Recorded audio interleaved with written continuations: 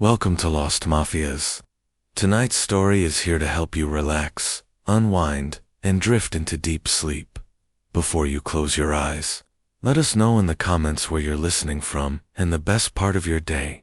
If you enjoy these bedtime stories, don't forget to like, subscribe, and turn on the bell so you never miss a new one. Now, settle in and let the story guide you into dreams.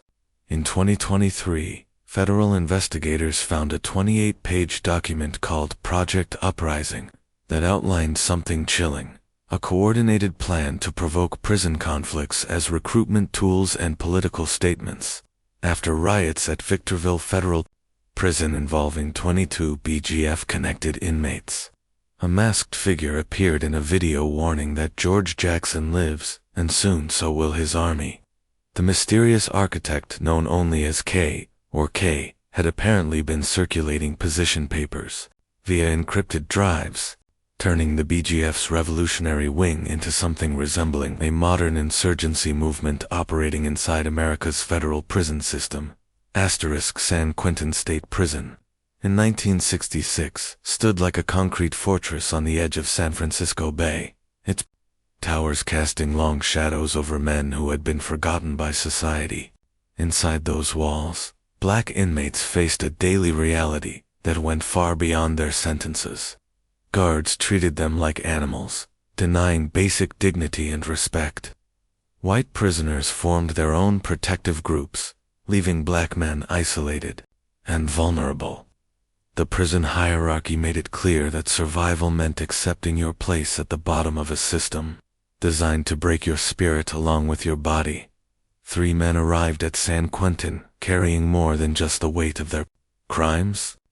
George Jackson, tall and lean, with intense eyes that seemed to see through the prison's facade, had been handed an indeterminate sentence of 1 year to life for stealing $70 from a gas station. The judge's gavel had sealed his fate over what amounted to pocket change, but Jackson understood that his real crime was being Black and poor in America. Nolan carried himself with the quiet confidence of someone who had learned to read the streets before he could properly read books. James Carr possessed a sharp wit and an ability to see patterns that others missed. These weren't the typical inmates who spent their time planning their next score or counting days until release. While other prisoners fought over cigarettes and territory, Jackson, Nolan, and Carr gathered in corners of the yard to discuss ideas that most inmates had never encountered. Jackson had discovered the writings of Marcus Garvey during his early days in the system, and Garvey's vision of Black pride and self-determination struck him like lightning.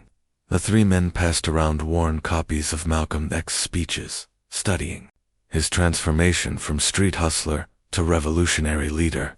They analyzed how Malcolm had used his time behind bars to educate himself and develop a political consciousness that would change American history. The prison library became their second home, though. Guards often restricted their access to books they considered dangerous. Jackson spent hours copying passages from revolutionary texts by hand, creating his own personal collection of forbidden knowledge. Nolan focused on African history, learning about civilizations and kingdoms that had been erased from the textbooks of his youth.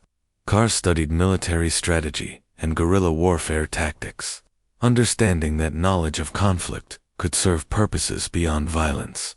Their conversations stretched late into the night, voices low and urgent as they connected their individual experiences to larger patterns of oppression. San Quentin housed several prison gangs that operated according to simple rules: claim territory, protect your own, and use violence to solve problems.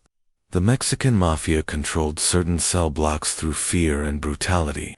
White supremacist groups like the Aryan Brotherhood carved out their own spaces with crude tattoos and racial hatred.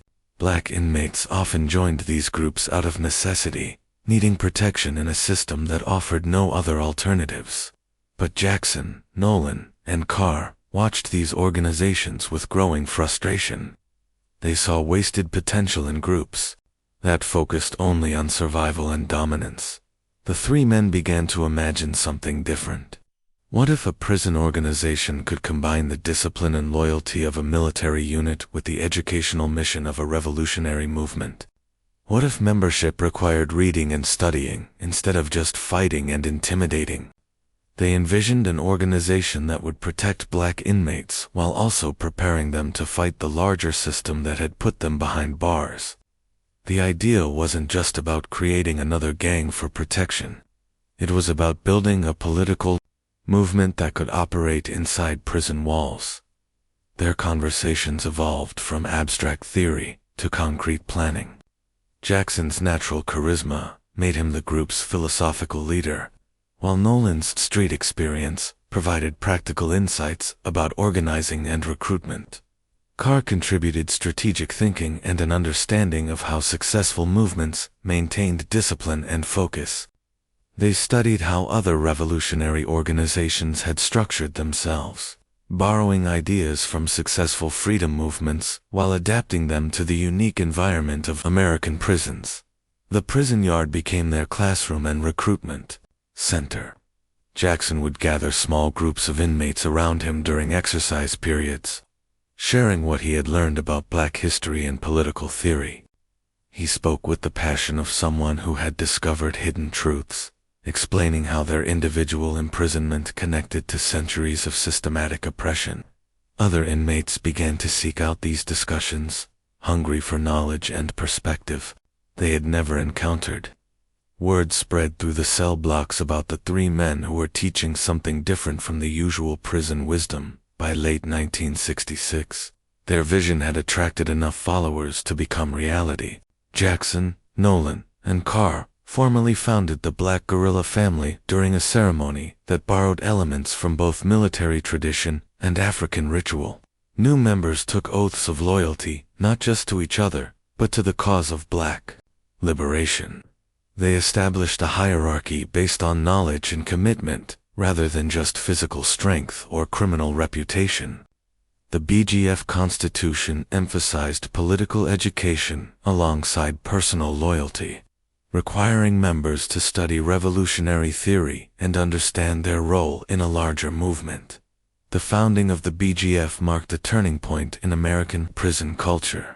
This wasn't just another group of inmates banding together for protection and profit. Jackson, Nolan, and Carr had created something unprecedented, a revolutionary organization that viewed the prison system as both a symptom and a tool of racial oppression. Their vision would attract followers across the country and fundamentally change how prisons operated, proving that even behind concrete walls and steel bars, the power of ideas could create movements that would outlast their founders.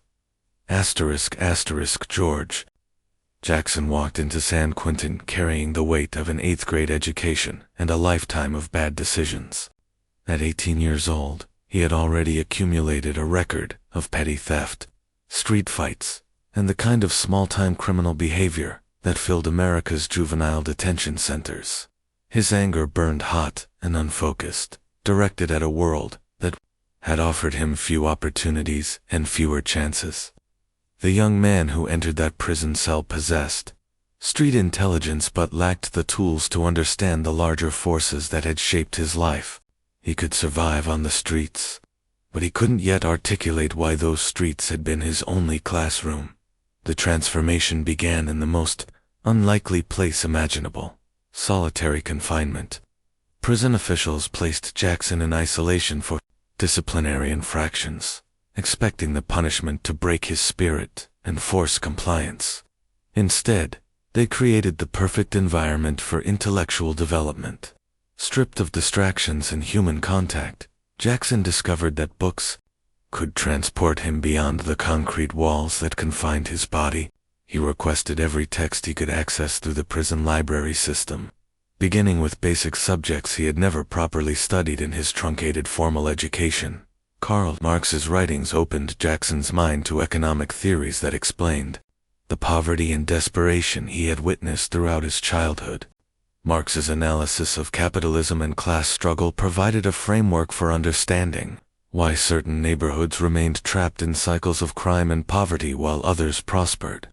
Jackson copied entire passages by hand, filling notebook after notebook with ideas that connected his personal experience to larger historical patterns. The German philosopher's critique of economic exploitation resonated with a young man who had watched his community destroyed by forces he had never understood. Vladimir Lenin's revolutionary strategies offered Jackson a blueprint for organized resistance that went far beyond individual rebellion.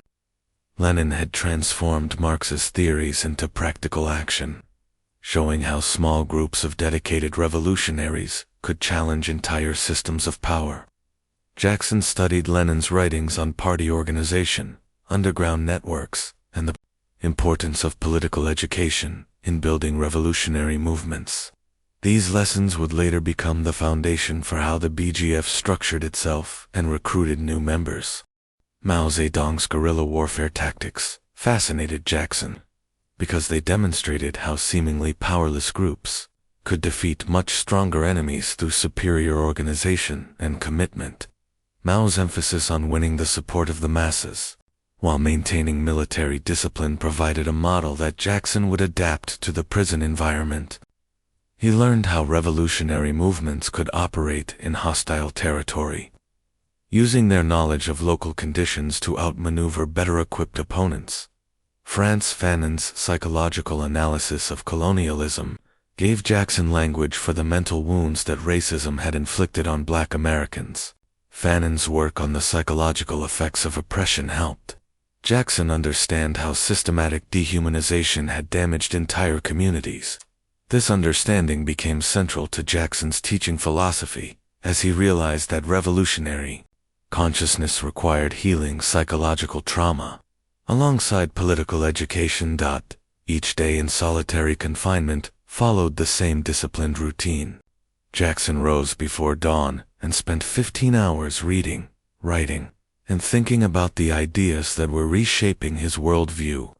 His cell became a university classroom where he synthesized revolutionary theory with his lived experience of American racism and economic exploitation. He filled journals with observations about prison life that revealed the connections between individual criminality and systematic oppression, guard rotations, prisoner hierarchies, and administrative procedures. All became subjects for analysis through the lens of his expanding political consciousness. Jackson's letters to family members documented his intellectual journey and revealed a brilliant mind grappling with complex philosophical questions. His mother received detailed explanations of economic theory, alongside personal updates about prison life. His younger brother Jonathan learned about African history and revolutionary movements through correspondence that read like graduate-level seminars. These letters would later be published as books that inspired activists and intellectuals around the world, but they began as a young man's attempt to share his discoveries with the people he loved most. The prison yard became Jackson's classroom. When he emerged from solitary confinement, other inmates gathered around him during exercise periods, drawn by his ability to explain their circumstances in ways they had never heard before. Jackson taught them about African civilizations that had existed before European colonization, challenging the racist narratives that portrayed Black people as historically inferior. He connected their individual struggles with drugs, poverty, and crime to larger patterns of systematic oppression that had persisted since slavery. Jackson's teaching style combined the passion of a preacher with the precision of a scholar. He could quote Marx and Malcolm X with equal facility, weaving together economic theory and Black nationalist philosophy into a coherent worldview that explained both their imprisonment and their potential for liberation. His charisma wasn't just personal magnetism. It was the power of someone who had discovered profound truths and could communicate them clearly to others who shared his experience. The men who gathered around Jackson began to see him as more than just another prisoner or gang leader. His transformation from street criminal to revolutionary intellectual seemed to prove that any person could transcend their circumstances through education and political consciousness. They called him teacher, brother, and eventually, leader, of a movement that would extend far beyond prison walls. By 1968, Jackson had completed his metamorphosis from angry young criminal to revolutionary theorist. His writings attracted attention from activists, intellectuals, and law enforcement agencies who recognized that something unprecedented was happening inside America's prisons. Jackson had become the intellectual and spiritual heart of the revolutionary vision, proving that even the most oppressive circumstances could produce leaders capable of challenging the entire system. Prison gangs in American correctional facilities operated according to rules that had remained unchanged. For decades, the Mexican mafia controlled drug territories through brutal enforcement and blood loyalty. The Aryan Brotherhood maintained power through racist ideology and savage violence against anyone who challenged their authority. Black inmates formed loose alliances based on neighborhood connections or shared enemies, but these groups rarely extended beyond basic protection and survival needs. Gang membership meant following orders, fighting when called upon, and accepting that violence was the primary tool for resolving disputes. Leadership belonged to whoever could intimidate the most people or survive the most conflicts. The Black Guerilla family shattered these traditional patterns by creating something that prison officials had never encountered before. Jackson and his followers built an organization that resembled a revolutionary army more than a typical prison gang.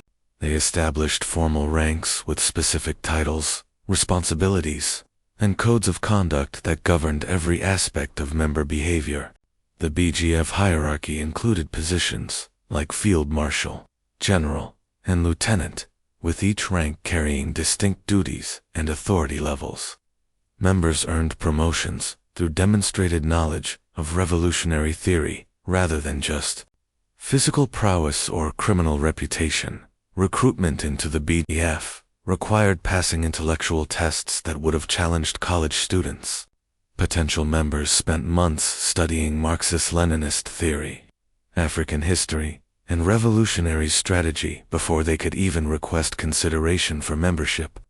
The organization created detailed reading lists that included works by Marx, Lenin, Mao, Fanon, and other revolutionary theorists. Candidates had to demonstrate understanding of complex political concepts and explain how these ideas applied to their personal experiences and the broader struggle of Black Americans. Guards often discovered inmates in their cells late at night, studying revolutionary texts by flashlight and preparing for examinations that determined their eligibility for BGF membership. Physical fitness became another requirement that separated the BGF from traditional prison gangs. Members maintained rigorous exercise routines that included martial arts training, weightlifting, and endurance conditioning. The organization viewed physical strength as inseparable from mental discipline and revolutionary commitment. BGF members developed distinctive fighting techniques that combined street fighting experience with martial arts forms learned from books and other inmates. Their physical conditioning served both practical and symbolic purposes, demonstrating the self-discipline and dedication required for revolutionary struggle.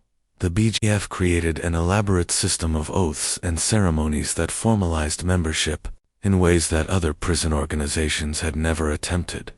New members swore allegiance not just to their fellow inmates, but to the cause of Black liberation and the overthrow of white supremacist capitalism. These ceremonies incorporated elements borrowed from African traditions, military customs, and revolutionary movements from around the world. The oaths included specific promises to study continuously, maintain physical fitness, protect fellow members, and work toward the ultimate goal of revolution against the American government. Economic theory became central to BGF operations through a system they called Jamenomics, which connected their criminal activities to broader revolutionary goals. Unlike other gangs that engaged in drug dealing and extortion purely for profit, the BGF viewed their illegal enterprises as forms of economic warfare against the capitalist system. They developed sophisticated methods for moving money, establishing legitimate businesses, and building financial networks that could support revolutionary activities. Members learned accounting principles, money laundering techniques, and business management skills that rivaled those taught in universities. The organization's written constitution, contained in a document they called the Black Book, established detailed guidelines for everything from daily behavior to long-term strategic planning. The Black Book included sections on political theory, economic strategy, military tactics, and codes of conduct that governed member interactions with guards, other inmates, and the outside world. Members were required to memorize portions of the Black Book and could face disciplinary action for failing to follow its guidelines. Prison officials who discovered copies of the Black Book often found documents that resembled military manuals more than typical gang literature. BGF symbolism carried deep political meaning that extended far beyond simple gang identification. The crossed sabers represented military discipline and readiness for armed struggle against oppression. Machetes symbolized connections to revolutionary movements in Africa, Latin America, and the Caribbean that had successfully overthrown colonial governments. The Black Dragon became their most powerful symbol, representing the hidden strength and ancient wisdom that would eventually consume their enemies. Members incorporated these symbols into artwork, tattoos, and coded communications that allowed them to maintain organizational identity even under intense surveillance. Training programs within the BGF covered subjects that other prison gangs never considered relevant to their operations.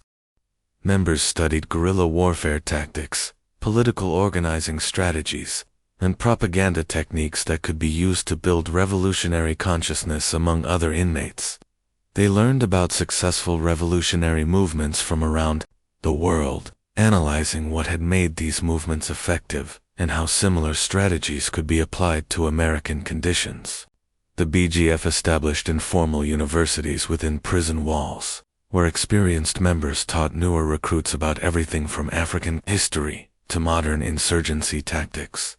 The combination of military structure, political education, and revolutionary ideology created an organization that prison officials found far more threatening than traditional gangs, while other groups focused on controlling specific territories or criminal enterprises. The BGF aimed to transform the consciousness of every black inmate in the American prison system. Their members didn't just follow orders. They understood the political reasons behind those orders and could explain them to potential recruits. This intellectual foundation made the BGF virtually impossible to destroy through traditional law enforcement methods that relied on disrupting leadership or breaking up criminal operations. Prison administrators soon discovered that normal gang suppression techniques proved ineffective against the BGF. Placing leaders in solitary confinement only provided them with more time to study and develop revolutionary theory. Transferring members to different facilities often resulted in the establishment of new BGF chapters rather than organizational disruption. The BGF had created something unprecedented in American corrections, a revolutionary political movement that operated within the criminal justice system while maintaining the organizational discipline of a military unit and the educational mission of a university. Most prison gangs passed down their rules through word of mouth, relying on stories told by older members and traditions that evolved through years of conflict and survival. New recruits learned how to fight, who to respect, and which territories belonged to their group through informal conversations and hard experience. The knowledge existed in fragments, scattered among different members who might remember different versions of the same events or guidelines. Leadership changed through violence or imprisonment, often taking crucial organizational knowledge with it. When leaders disappeared or died, the BGF approached organizational knowledge like a revolutionary government in exile. Jackson and the other founders understood that their movement needed permanence that could survive the loss of any individual leader or member. They created a comprehensive written document that would serve as both instruction manual and philosophical foundation for every aspect of BGF operations. This document, which they called the Black Book, represented something unprecedented in American criminal organizations. Federal investigators, who eventually obtained copies of the Black Book, found themselves examining a document unlike anything they had encountered in decades of gang investigations. The text combined sophisticated political theory with detailed criminal instructions, creating a blueprint for revolution that operated on multiple levels simultaneously. Law enforcement analysts compared it to documents produced by international terrorist organizations and foreign intelligence agencies. The Black Book contained organizational charts that resembled military command structures, economic theories that borrowed from academic literature, and strategic plans that assumed the eventual overthrow of the United States. Government, the economic section of the Black Book, introduced a system called regimenomics, which connected criminal enterprises to broader revolutionary goals through a comprehensive theory of economic warfare.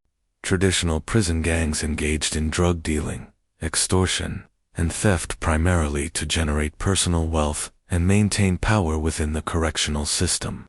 Regimenomics transformed these same activities into tools of political resistance by framing them as attacks on the capitalist system that oppressed Black Americans.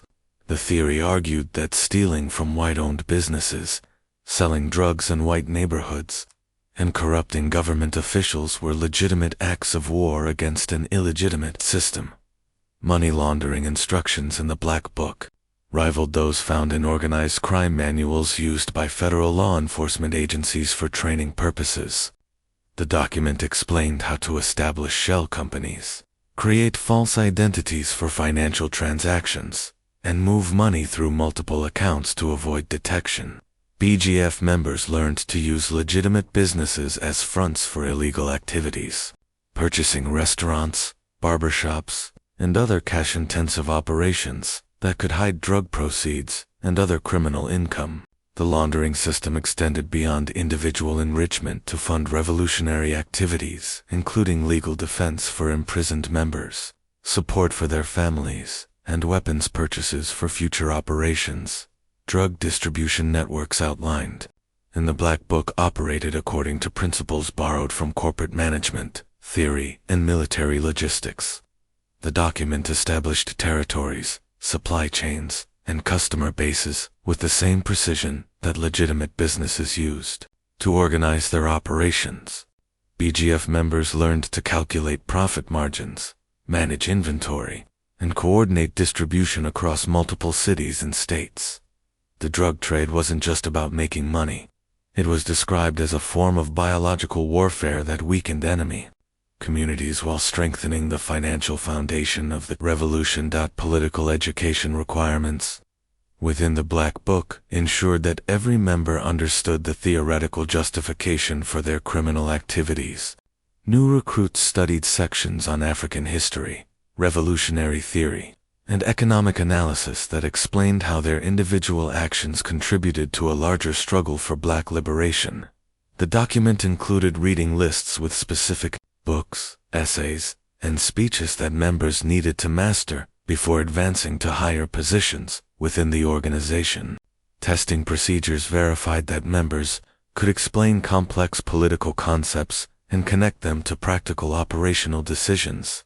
Recruitment guidelines in the Black Book established criteria for identifying potential members and procedures for bringing them into the organization safely.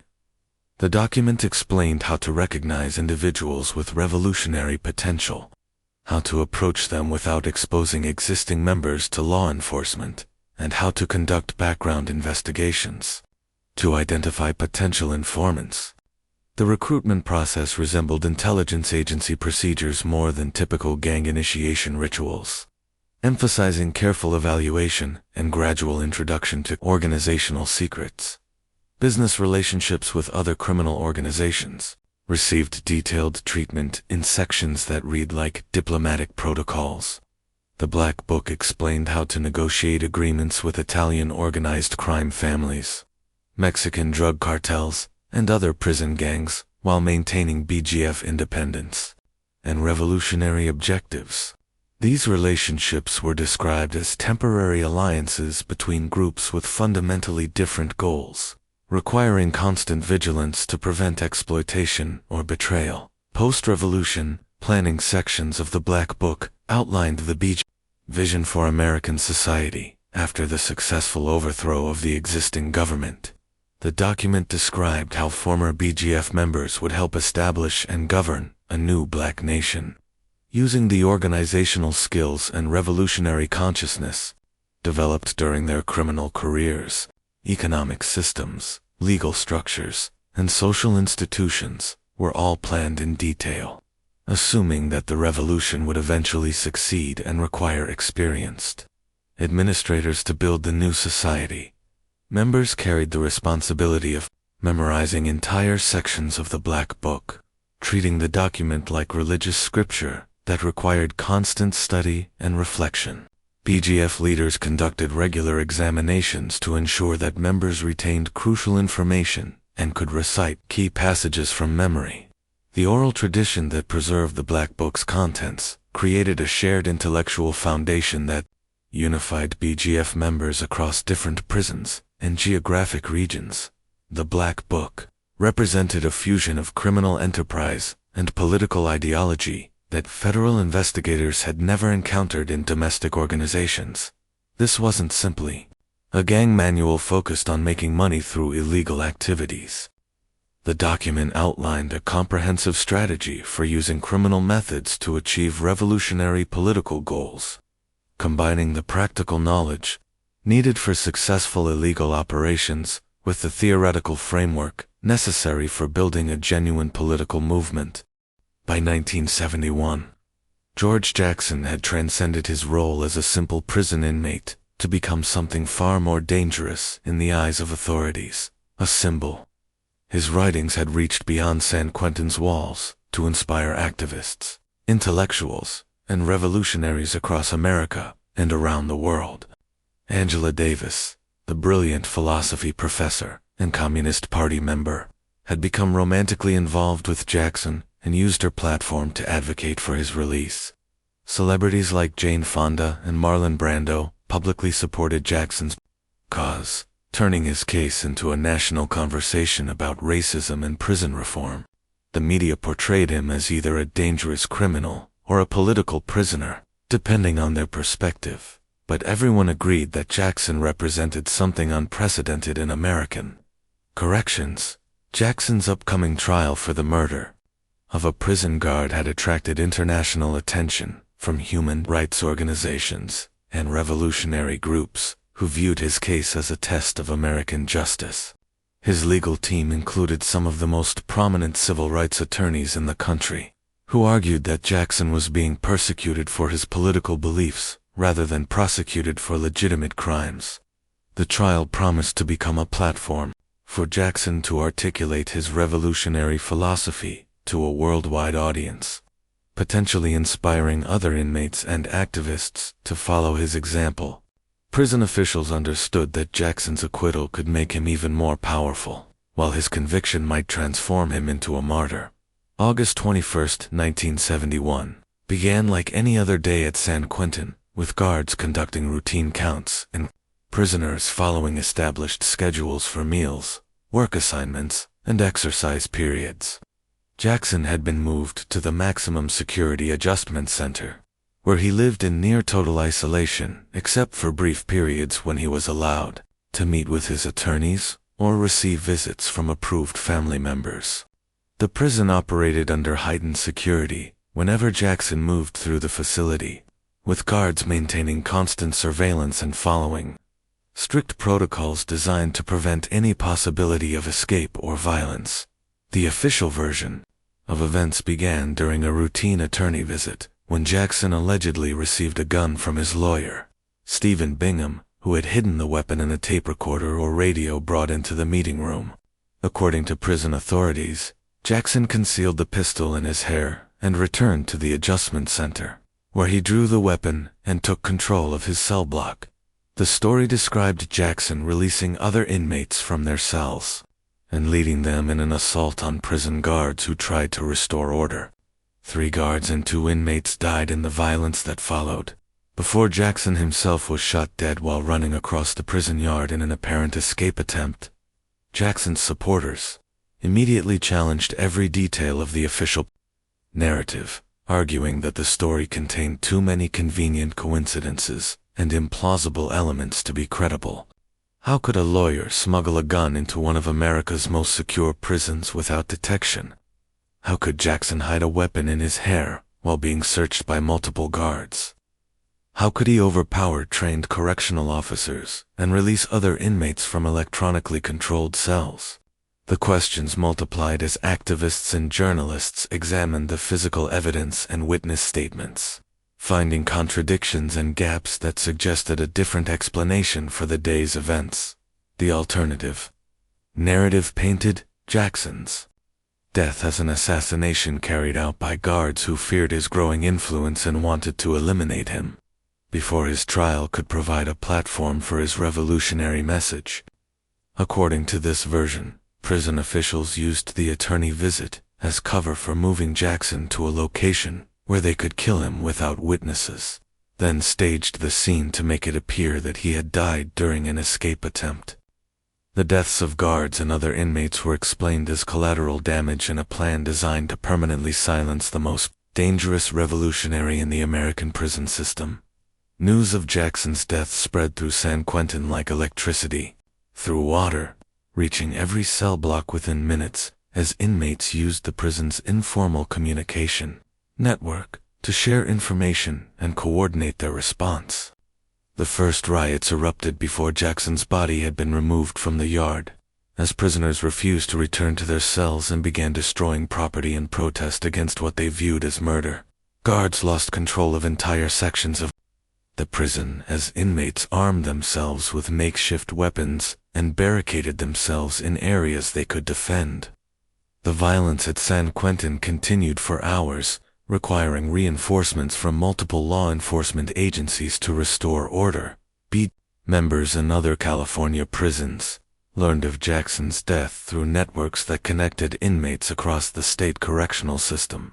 Within days, uprisings erupted at facilities from Los Angeles to the Oregon border, as Jackson's followers sought revenge against guards and prison administrators they blamed for his assassination.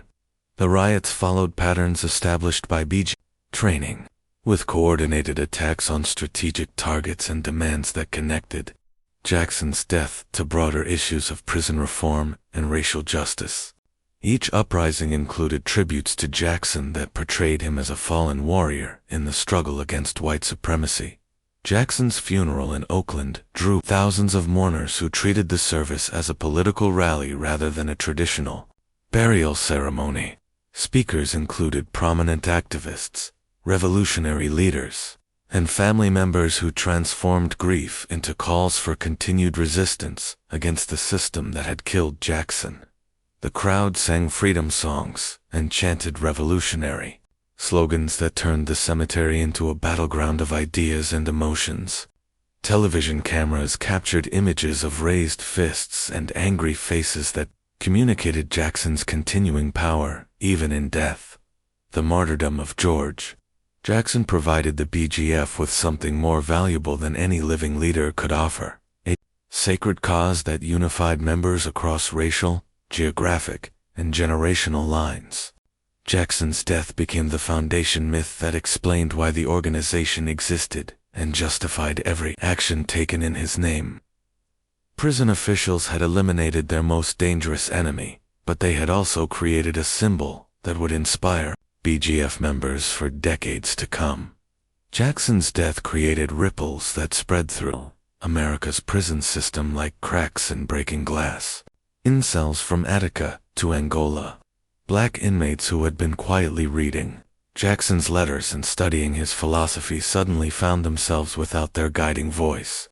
The man who had taught them to see their imprisonment as political persecution rather than personal failure was gone, killed in circumstances that confirmed everything he had written about the system's determination to destroy black revolutionaries. Prison yards across the country buzzed with conversations about revenge, resistance, and carrying forward the work that Jackson could no longer complete. The first BGF chapters outside California appeared within months of Jackson's death, as inmates who had corresponded with him or obtained copies of his writings began organizing according to the principles he had established. These weren't spontaneous gangs forming for protection or profit. They were deliberate attempts to recreate the revolutionary organization that Jackson had built at San Quentin.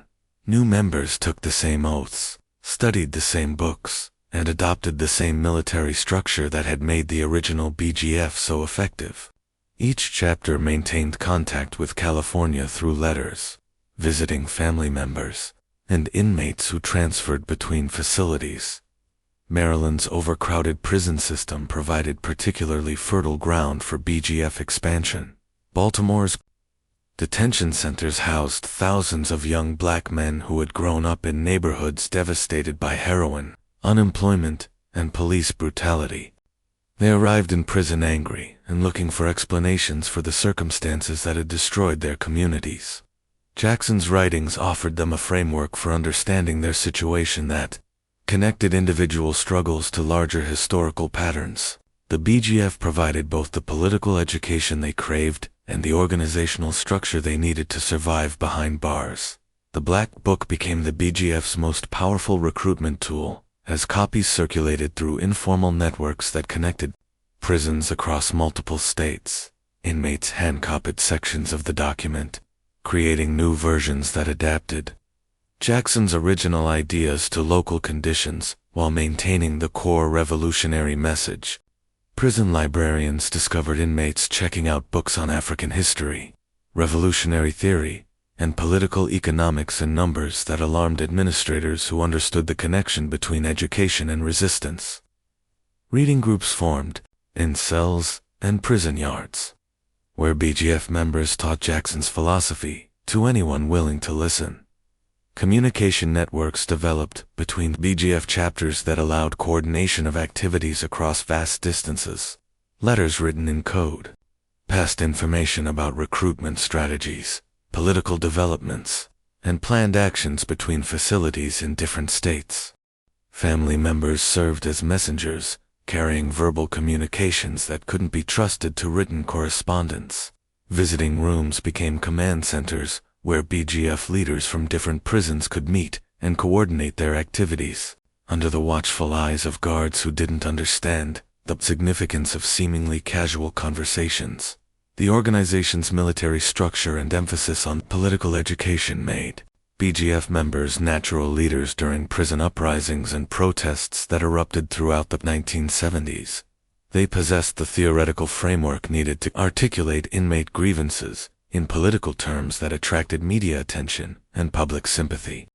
Their training in revolutionary tactics helped them organize coordinated actions that achieved specific objectives rather than simply venting frustration through random violence.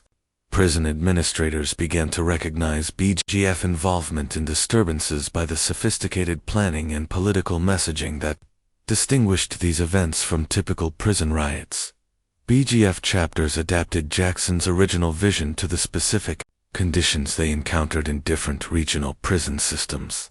Southern prisons required different strategies than northern facilities, while urban jails presented opportunities and challenges that didn't exist in rural penitentiaries.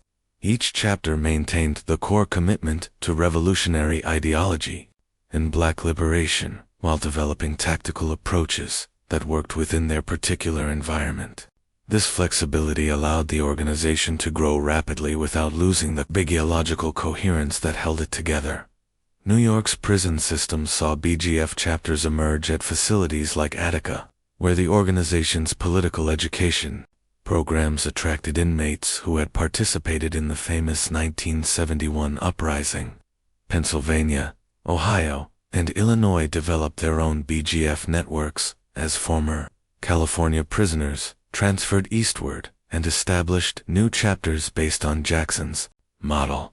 Each state presented different opportunities for recruitment, fundraising, and political organizing that BGF members exploited with the same systematic approach that Jackson had pioneered.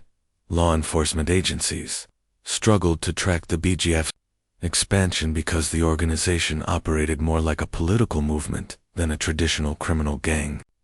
Members didn't necessarily engage in the drug dealing, extortion, and violence that characterized other prison groups, making them harder to identify through conventional surveillance methods.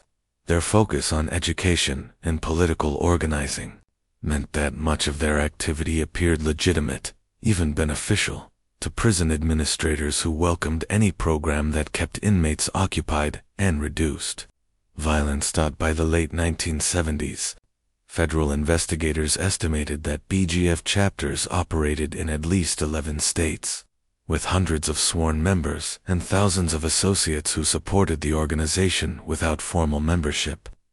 The numbers reflected something unprecedented in American corrections, a truly national organization that had grown entirely within the prison system, without central coordination or outside funding. Each chapter maintained its independence while contributing to a larger movement that shared common goals and methods. Prison systems that had never dealt with politically motivated organizations found themselves confronting groups that combined the loyalty and discipline of military units with the ideological commitment of revolutionary movements. Traditional gang suppression techniques proved ineffective against organizations that viewed imprisonment as validation of their political analysis rather than punishment for criminal behavior. The BGF had achieved something that law enforcement had never encountered. They had created the first truly national revolutionary organization based entirely within the American prison system, fundamentally changing how correctional facilities operated across the country. Prison walls might contain bodies, but they couldn't stop the flow of information that traveled through America's correctional facilities faster than any official communication system. In this world where a man's reputation determined whether he lived or died, where respect meant the difference between protection and predation, the BGF understood that visual symbols could carry more power than spoken words or written threats.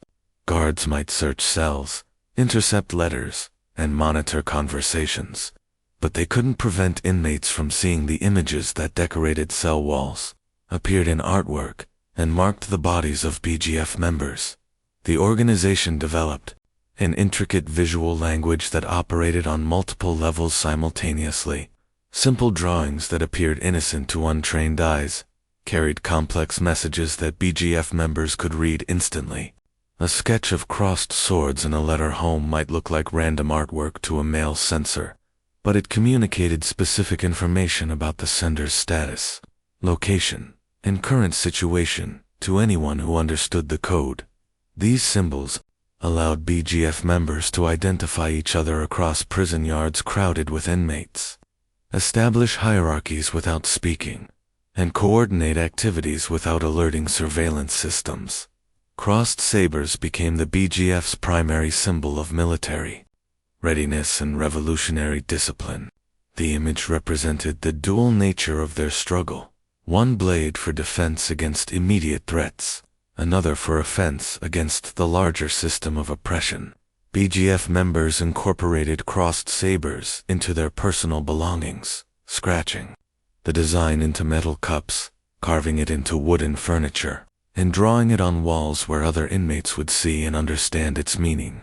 The symbol served as both identification and warning, telling other prisoners that this person belonged to an organization with military training and revolutionary commitment. The imagery drew its power from historical associations that resonated with black inmates who had learned about African and Caribbean independence movements. Machetes appeared frequently in BGF artwork, connecting their struggle to successful revolutions in Cuba, Haiti, and various African nations where colonial governments had been overthrown by indigenous populations armed with simple tools transformed into weapons of liberation. The machetes symbolized resourcefulness, the ability to turn agricultural implements into instruments of war, and the connection between BGF members and revolutionary movements that had actually succeeded in defeating more powerful enemies. Black dragons emerged as the most sophisticated and feared symbol in the BGF's visual vocabulary. The dragon represented hidden strength, ancient wisdom, and the patient power that could remain dormant for years before striking with devastating effect.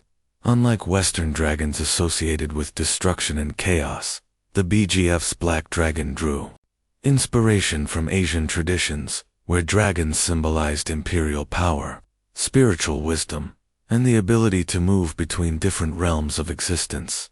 The symbol told other inmates that BGF members possessed knowledge and connections that extended far beyond their immediate physical circumstances. Members transformed their bodies into walking advertisements for BGF ideology through elaborate tattoo work that often took years to complete.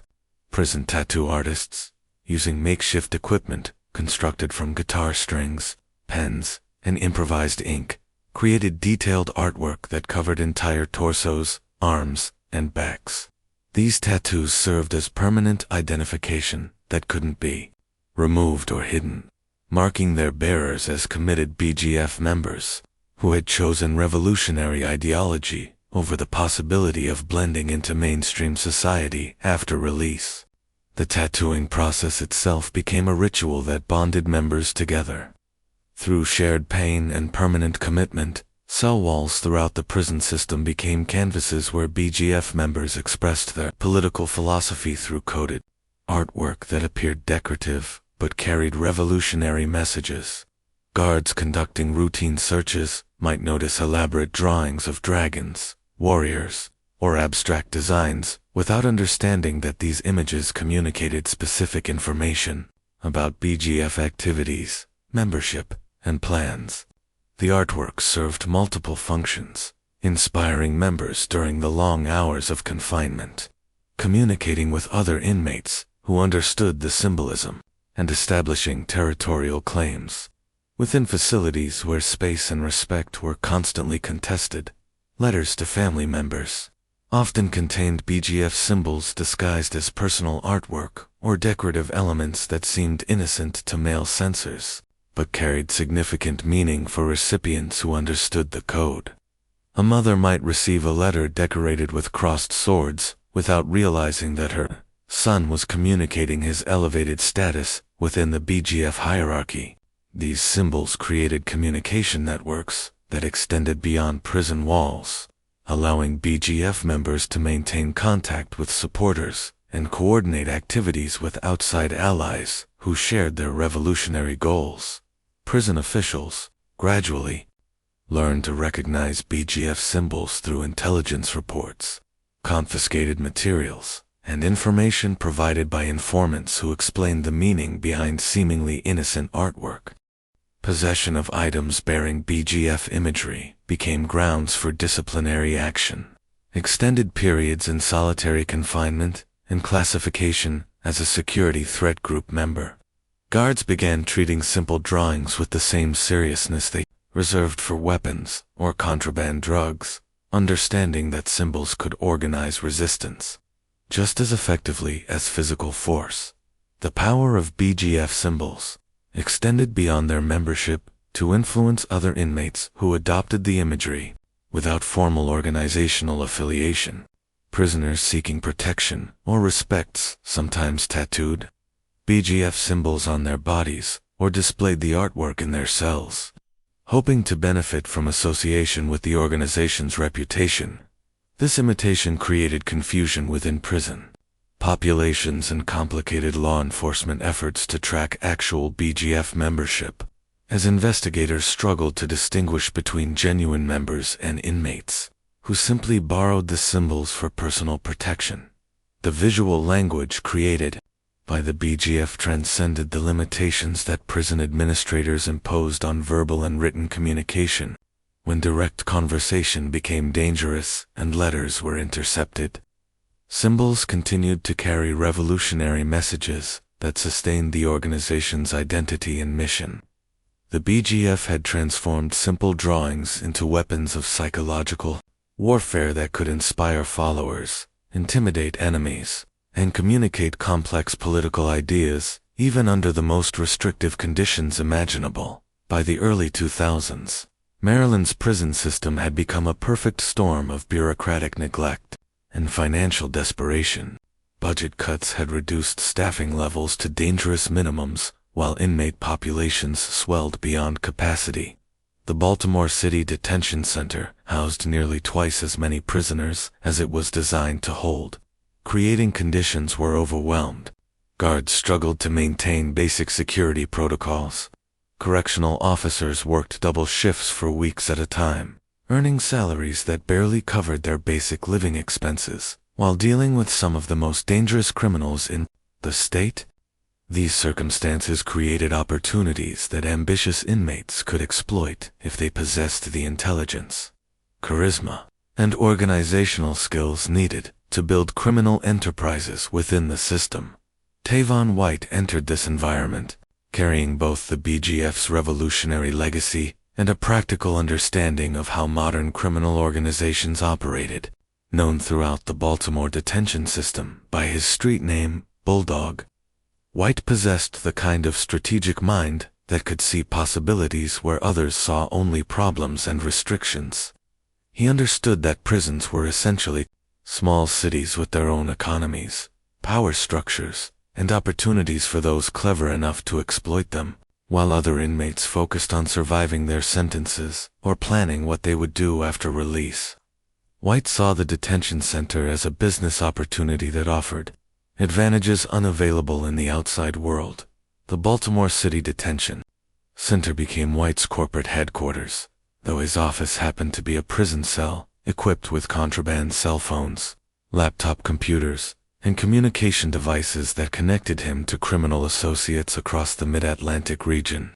From this unlikely command center, White coordinated drug distribution networks that extended far beyond the prison walls into Baltimore's streets and surrounding counties. He established supply chains that brought heroin, cocaine, and prescription medications into the facility through corrupt staff members who were paid handsomely for their cooperation. The drugs moved through the prison according to carefully planned distribution systems that generated thousands of dollars in daily revenue. White's recruitment of correctional officers represented a masterpiece of psychological manipulation and strategic thinking that would have impressed corporate headhunters and intelligence agencies. He identified vulnerable staff members who were struggling financially, dealing with personal problems, or simply bored with the monotony of prison work. White offered these employees financial incentives that often exceeded their official salaries, along with gifts, attention, and respect that they rarely received from their supervisors. He studied each target carefully, learning about their families, debts, ambitions, and weaknesses before approaching them with offers that seemed too good to refuse. The sexual relationships that White developed with female correctional officers went far beyond simple corruption or personal gratification.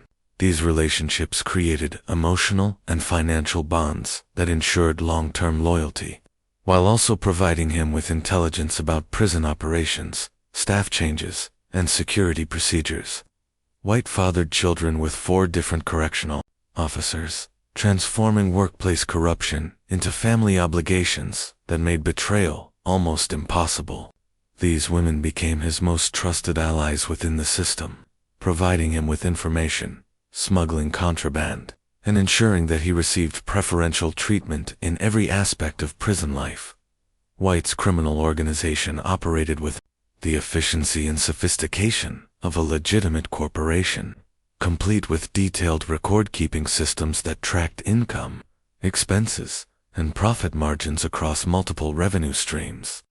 He maintained computer files that documented drug transactions, loan sharking operations, and protection services with the same precision that Fortune 500 companies used to manage their quarterly earnings. The organization employed accounting methods that would have satisfied business school professors, using spreadsheets and databases to monitor cash flow, inventory levels, and employee performance throughout the criminal network.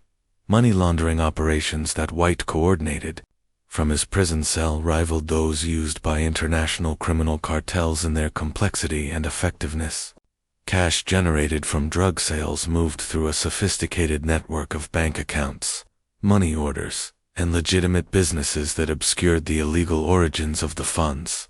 White's associates on the outside purchased cars, real estate, and business investments using laundered proceeds from the prison-based criminal enterprise. The money trail involved multiple states and dozens of financial institutions, creating a paper labyrinth that investigators would need years to unravel. Control over prison operations gave White power that extended far beyond typical criminal influence. He determined which inmates received favorable cell assignments, desirable work details, and protection from violence. Disciplinary actions that could add years to sentences or result in solitary confinement required his approval in many cases, as corrupt staff members consulted him before taking action against inmates under his protection. White essentially operated a shadow administration that paralleled the official prison hierarchy, with his decisions often carrying more weight than those made by appointed administrators. The flow of contraband through the Baltimore City detention center under White's control included cell phones, drugs, alcohol, weapons, and luxury items that transformed prison life for those who could afford his services. Inmates with sufficient funds could purchase almost anything available on the outside world, from gourmet meals to electronic devices to sexual services provided by corrupt staff members. White's organization created a parallel economy within the prison that operated according to market principles rather than correctional regulations. White had achieved something that seemed to violate the fundamental principles of incarceration. He wielded more actual power within the prison than many of the officials responsible for running the facility. Guards sought his approval for decisions, inmates paid him for basic services, and administrators unknowingly implemented policies that served his criminal interests. The Baltimore BGF under White's leadership had evolved from George Jackson's revolutionary vision into something entirely different, a sophisticated criminal enterprise that had successfully captured and corrupted an entire correctional facility. By 2013, whispers about the Baltimore City Detention Center had reached the offices of federal law enforcement agencies, who specialized in investigating corruption within government institutions. Prison reform advocates had been filing complaints about unusual conditions at the facility for months, describing situations that seemed to defy basic understanding of how correctional institutions operated. Families of inmates reported that their loved ones had access to luxuries and privileges that shouldn't have existed in a maximum security environment. Defense attorneys noticed that certain prisoners seemed to receive preferential treatment that couldn't be explained through normal administrative procedures. These scattered reports eventually reached investigators who understood that such patterns often indicated systematic corruption rather than isolated incidents. The Federal Bureau of Investigation launched Operation Sleeping Giant in early 2013, deploying surveillance teams and undercover agents to examine activities at the Baltimore detention facility. What began as a routine corruption investigation quickly evolved into something far more complex as agents discovered evidence of criminal organization that extended far beyond typical prisoner misconduct.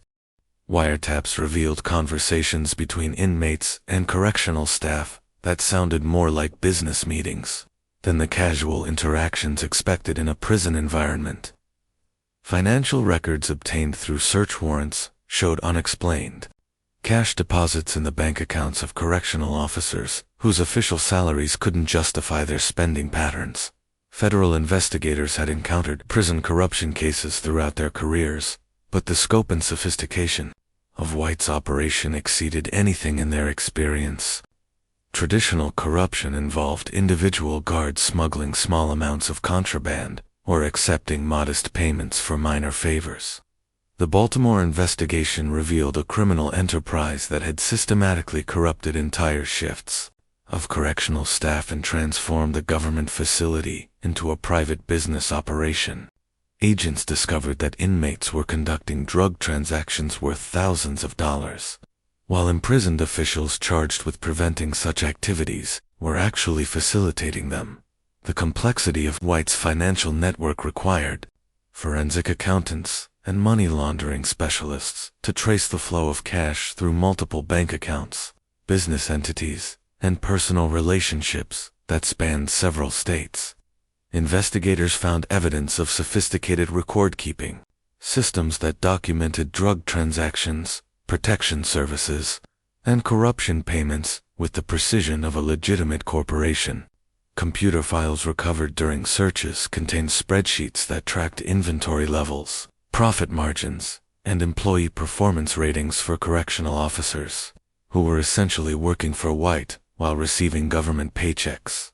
Evidence collected during the investigation painted a picture of prison life that shocked even experienced law enforcement professionals who thought they had seen every form of institutional corruption.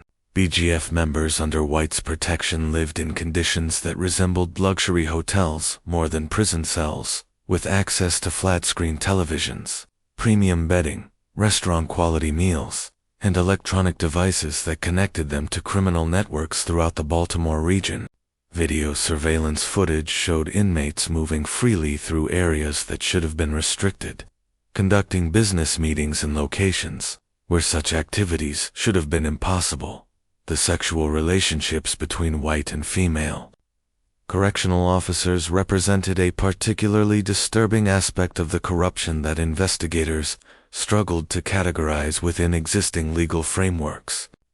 These weren't simple cases of staff misconduct or professional boundary violations. White had created personal and financial relationships with multiple employees that transformed them into active participants in his criminal enterprise. For children he had fathered with correctional staff created family obligations that made these relationships virtually impossible to dissolve, ensuring long-term loyalty that extended beyond mere financial incentives. Financial records revealed that hundreds of thousands of dollars had flowed through the criminal network during the years of White's operation, with money moving between legitimate bank accounts, underground financial systems, and cash transactions that involved correctional staff, inmates, and outside associates.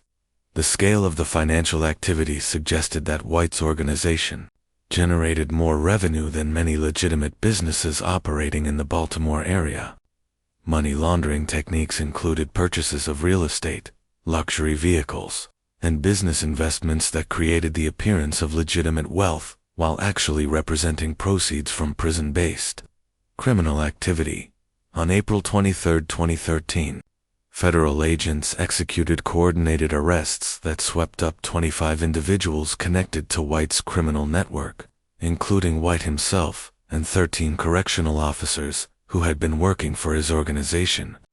The indictment charged the defendants with racketeering conspiracy, money laundering, drug distribution, and corruption offenses that carried potential sentences of decades in federal prison. The charges described a criminal enterprise that had operated 4 years while completely subverting the normal functions of a government correctional facility. Prosecutors described the Baltimore City Detention Center, under White's control, as a facility where traditional prison hierarchy had been completely inverted, with inmates giving orders to correctional staff rather than following institutional rules and regulations. The indictment detailed how White had essentially purchased control over significant portions of the prison's operations, determining cell assignments, work details, disciplinary actions, and access to contraband that should have been impossible to obtain within a secure facility. Media coverage of the arrests generated public outrage and demands for systematic reform of Maryland's correctional system. News reports described conditions at the Baltimore facility that seemed to belong in a different country rather than an American government institution. The scandal revealed how the BGF's original revolutionary discipline and organizational structure had evolved into tools for sophisticated criminal enterprise that corrupted government employees and subverted institutional authority. The federal investigation marked the beginning of the end for White's criminal empire and the BGF's period of dominance within Maryland's prison system. The very success that had made White's organization so powerful had also made it visible enough to attract federal attention that ultimately destroyed it. The BGF had built its entire identity around principles that seemed unbreakable. Brothers died for each other rather than betray organizational secrets. Members endured years in solitary confinement without revealing information that could harm their fellow revolutionaries. The oaths taken during BGF initiation ceremonies weren't just words. They represented sacred commitments that bound members together through shared sacrifice and unwavering loyalty. George Jackson had died rather than compromise his principles, creating a martyrdom that inspired generations of followers to choose death over betrayal. This loyalty had sustained the organization through decades of law enforcement pressure, prison transfers, and leadership changes that would have destroyed less committed groups. Tavon White faced a federal racketeering indictment that carried a potential life sentence without the possibility of parole. The charges against him weren't simple drug dealing or corruption cases that might result in a few years in prison. Federal prosecutors had built a comprehensive case that portrayed White as the leader of a criminal enterprise that had corrupted an entire government facility. The evidence included recorded conversations, financial records, and testimony from corrupt correctional officers who were cooperating with authorities to reduce their own sentences. White's attorneys explained that conviction would mean spending the rest of his life in federal prison, probably in solitary confinement conditions that would make his current situation seem comfortable. The decision to cooperate with federal authorities represented more than just a legal strategy for White. It was a complete abandonment of the revolutionary principles that had defined his identity for decades. BGF members were expected to accept whatever punishment the system imposed, rather than provide information that could be used against their brothers.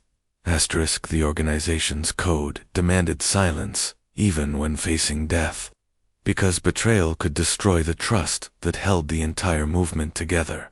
White's choice to testify against other BGF members violated every oath he had taken and every principle he had taught to younger members who looked to him for guidance.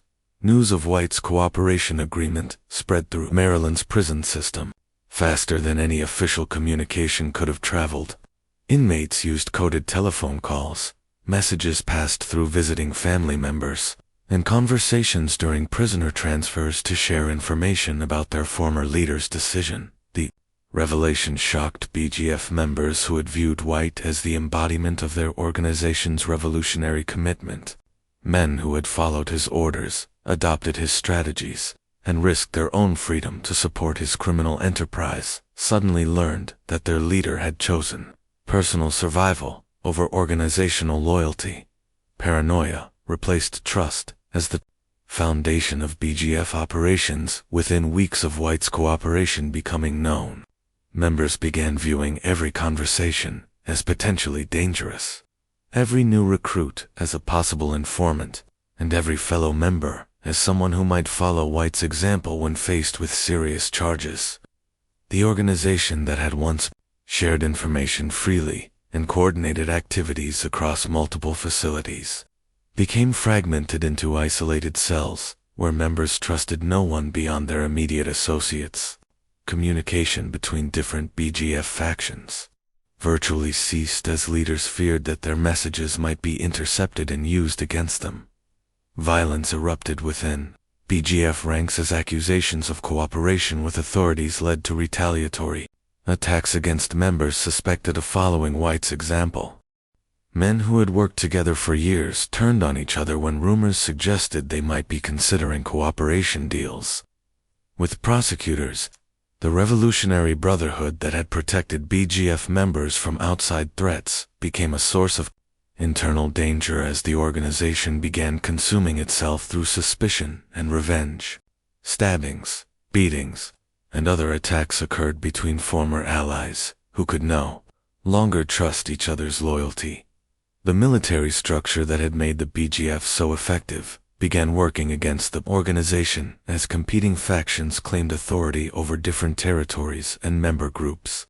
Regional leaders who had once coordinated their activities through White's network started operating independently, making decisions based on their local interests rather than organizational goals. The chain of command that had connected BGF chapters across multiple states fractured into isolated groups that competed with each other for resources and influence. Unity became impossible when no one could be certain about anyone else's ultimate loyalties. Political education sessions that had been central to BGF identity transformed into security meetings focused on identifying potential informants and eliminating security threats. The revolutionary theory that George Jackson had considered essential for member development became secondary to survival tactics and counterintelligence procedures. New recruits learned about interrogation resistance and operational security rather than African history and Marxist economics. The intellectual foundation that had distinguished the BGF from other criminal organizations crumbled as members focused on immediate survival rather than long-term revolutionary goals. BGF chapters in different states began operating as separate organizations with little connection to their counterparts in other regions. Maryland members viewed California BGF factions with suspicion, wondering if they might be cooperating with federal authorities. East Coast chapters stopped sharing information with groups operating in the Midwest and South. The national network that had been the BGF's greatest strength disappeared as trust between different regions became impossible to maintain. Each chapter focused on protecting itself from both law enforcement pressure and potential betrayal by other BGF groups. White's testimony in federal court provided prosecutors with detailed information about BGF operations, financial networks, and corruption schemes that had taken investigators years to uncover partially. His cooperation gave authorities insights into organizational structure, recruitment methods, and criminal activities that they used to build cases against dozens of other members. The information White provided extended far beyond his own activities to include details about BGF operations in multiple states and the personal involvement of members who had trusted him with their most sensitive secrets. The betrayal revealed that even organizations built on the strongest ideological foundations could be destroyed from within when individual leaders faced sufficient legal pressure. White's decision to cooperate marked the end of the BGF's era as a unified revolutionary movement and the beginning of its transformation into fragmented criminal groups focused primarily on survival rather than political change.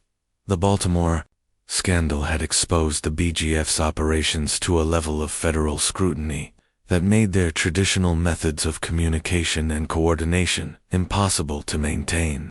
Prison yards where members once gathered openly to discuss revolutionary theory and planned criminal activities became surveillance zones monitored by cameras. Informants and law enforcement agents who understood the organization's symbols and recruiting techniques. Mailrooms that had once allowed coded letters to pass between facilities now employed analysts who could recognize BGF communications and intercept messages before they reached their intended recipients. The old ways of operating had become liabilities that could destroy what remained of the organization BGF. Members who survived the federal prosecutions understood that their survival depended on complete transformation of how they conducted business. The loud, visible organization that had once taken pride in its revolutionary identity needed to become invisible if it wanted to continue existing.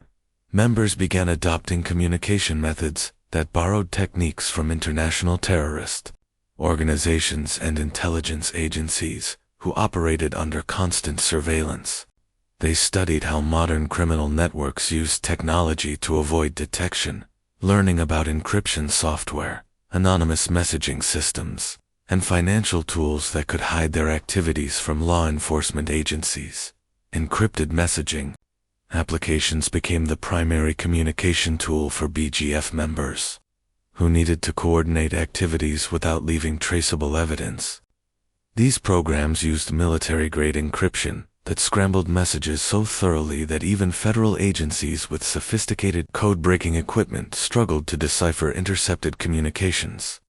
Members learned to use applications that automatically deleted messages after predetermined time periods. ensuring that conversations couldn't be recovered even if law enforcement gained access to their devices. The technology allowed them to maintain the organizational structure that had made them effective while reducing the digital footprint that had made them vulnerable to investigation. Burner phones purchased with cash and registered under false identities replaced the contraband cell phones that had once connected BGF members to their criminal networks. These devices were used for brief periods before being discarded and replaced with new equipment that couldn't be traced to previous activities. Members developed elaborate protocols for acquiring, using, and disposing of these phones that minimized the risk of creating communication patterns that investigators could analyze. The constant rotation of devices and phone numbers made it nearly impossible for law enforcement to establish wiretaps or track conversations between different BGF factions. Cryptocurrency wallets and blockchain technology revolutionized how the BGF moved money through their criminal enterprises. Traditional money laundering methods that relied on banks, money orders, and legitimate businesses left paper trails that investigators could follow to build conspiracy cases. Digital currencies allowed BGF members to transfer funds across multiple states and countries without creating the banking records that had been used to convict White and his associates. They learned to use privacy-focused cryptocurrencies that obscured the identities of both senders and receivers, making financial transactions nearly impossible for authorities to trace. The complexity of BGF communications evolved to resemble diplomatic cables or intelligence reports rather than typical criminal correspondence. Members developed coding systems that used seemingly innocent conversations about family visits, sports events, and prison conditions to convey information about drug shipments, territorial disputes, and planned operations. These codes became so sophisticated that experienced investigators who specialized in criminal communications needed weeks or months to understand the meaning behind intercepted messages. The intellectual traditions that George Jackson had established decades earlier served the organization well as they adapted academic and literary references into operational security measures. Law enforcement agencies that had grown accustomed to monitoring BGF activities through traditional surveillance methods found themselves confronting an organization that had essentially vanished from their normal sources of intelligence. Prison informants reported that BGF members had stopped holding the group meetings and educational sessions that had once made them easy to identify and monitor. Wiretaps that had previously revealed criminal planning and organizational structure now intercepted conversations that seemed to concern only personal matters and family relationships. The visible symbols and territorial claims that had once announced BGF presence disappeared from prison walls and inmate artwork. Federal investigators described their efforts to track modern BGF operations as pursuing shadows that seemed to evaporate whenever they approached too closely. The organization maintained its influence over criminal activities and prison politics while presenting virtually no evidence of coordinated leadership or structured operations. Members continued to follow hierarchical chains of command, but these relationships became invisible to outsiders who couldn't penetrate the layers of technological security and operational discipline that protected organizational communications. Intelligence analysts compared the transformed BGF to foreign espionage networks that operated within hostile territory for extended periods without detection. The organization had adopted cell-based structures where individual members knew only the information necessary for their specific responsibilities, preventing the kind of comprehensive betrayal that had destroyed White's empire. Regional leaders maintained contact with their counterparts in other states, but these relationships operated through communication channels that left no traceable evidence of coordination or shared planning. The technological evolution allowed BGF chapters to maintain influence across multiple states while presenting law enforcement with targets so small and elusive that building successful prosecutions became extremely difficult. Members who were arrested often possessed no evidence connecting them to larger organizational activities, making it nearly impossible for prosecutors to prove conspiracy charges that required demonstrating coordinated criminal enterprise. The organization had learned to operate more like a network of independent contractors than a traditional criminal hierarchy. The BGF's ability to adapt to digital age surveillance demonstrated that the organizational discipline and intellectual foundation that George Jackson had created in the 1960s remained relevant in the 21st century. Their transformation from a visible revolutionary movement into a sophisticated criminal network showed that the military structure and educational emphasis that had made them unique among prison organizations could serve them just as effectively. In an era of electronic monitoring and federal task forces focused on dismantling organized crime, George Jackson entered San Quentin, believing that individual rebellion could challenge the system that had imprisoned him. He created an organization built on revolutionary principles and unwavering loyalty between brothers who shared his vision of political transformation. The BGF grew from those ideals into a national network that combined military discipline with criminal enterprise, attracting thousands of followers who saw their imprisonment as political persecution rather than personal failure. The organization's evolution reveals how survival pressures within America's prison system can transform even the most ideologically committed movements into something their founders never intended, leaving behind only shadows and encrypted messages.